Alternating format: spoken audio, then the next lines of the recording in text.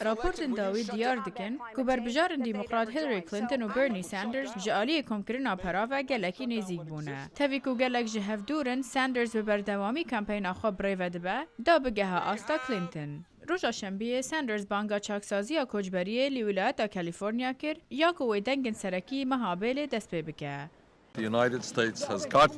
امریکا دوی پیش که وجالی چاکسازی کوچبریه و منها 11 میلیون کس هنه که بی بلگنه و از دوی باوریه دامه که مافیوان هیا ببن همولاتی. هیویا ساندرز که بگه آستا کلینتون اوه که لیولایت کالیفرنیا بسر بکوه. لعالیه دن کلینتون شرعی خو بردوام دکه دجی بر بجار کماری دانالد ترامپ. کلینتون جدایی کن کوزارو کنوان به دمانجان هاتن کشتن را گود قانون ترامپ لسرتون دو تجی دمانجان گلکی مترسی داره. ترامپ دبیجه که دوی دمانجه لهمو دبستانان هبن. او نتنی قانونک خرابه لی پر مترسی داره. شروع این کلینتون هاتن هوله پشتی دانالد ترامپ جکومک خلکی را گود که کلینتون دخوازه مافی وانی چکان جوان بستینه. ترامپ اف توانباری آنی هوله پشتی ریخستنان اجتماعیات ونگان پشگیری آخواه دارایی داوی.